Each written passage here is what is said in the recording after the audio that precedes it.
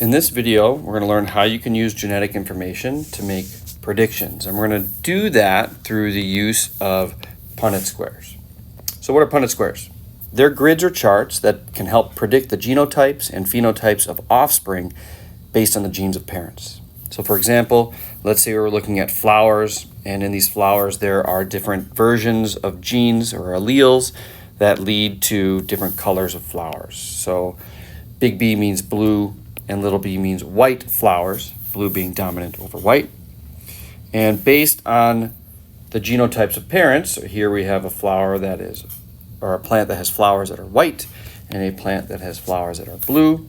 This Punnett square here shows what the possible offspring could look like and what their genotypes might be, right? These would be the offspring here. And so that's what a Punnett square does. We're going to learn how to set them up. And so I typically break Punnett squares down into 4 steps. The first step is to determine the genotypes of the parents in this cross or mating of individuals. So maybe one of the individuals is big A, little a for a gene, and the other individual is big A, big A. Or maybe there's different letters, B and C. The idea is you know the genotype of both parents. The second step is to create a 2x2 grid, that would be the Punnett square, and then to write the alleles that each parent could pass on in their gametes on the top and the left side of the grid. And so you can see that in this picture. This blue flower could pass on either a big B or a little b, and this white flower can pass on either a little b or a little b. The third step is to combine the alleles from each parent in each box in the grid.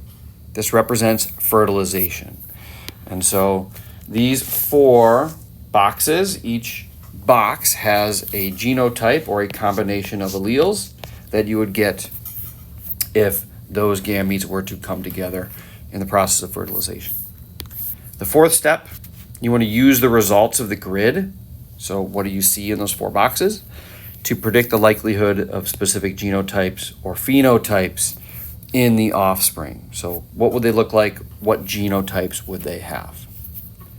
So let's do an example. Let's talk about the PTC gene. That's a gene we discussed in class. Now the ability to taste PTC is caused by a dominant allele.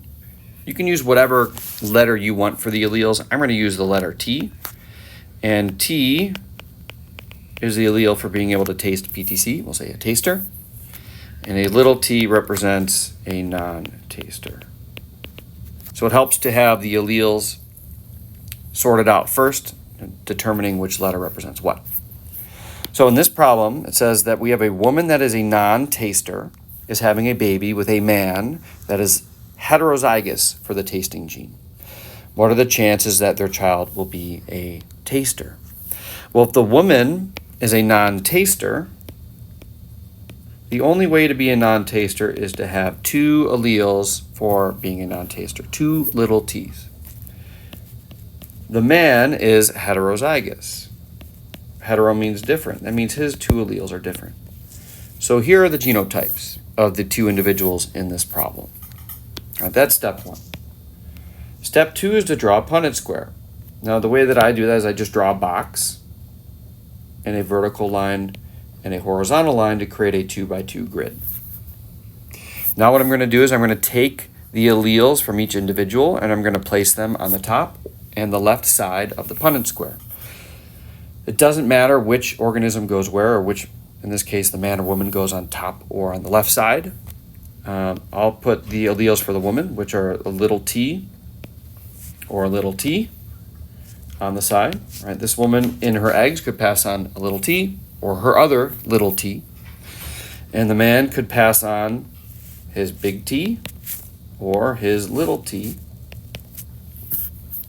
on in his sperm, right? So this is basically the idea that you are picking, it's a 50-50 chance that you're passing on one allele versus the other that you possess. Step 3, we're going to take these alleles and in each box we're going to combine them. Right? So in this top left box, we get the big T from the man and the little t from the woman. You always write the capital letter first. And I'm going to do the same thing for the other 2.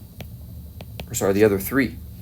The upper right will be little t, the bottom left will be big T, little t, once again writing the capital letter first, and the bottom right will be little t, little t. Okay, so that's step 3. Step 4, I want to use the results of the grid to predict the likelihood of specific genotypes or phenotypes.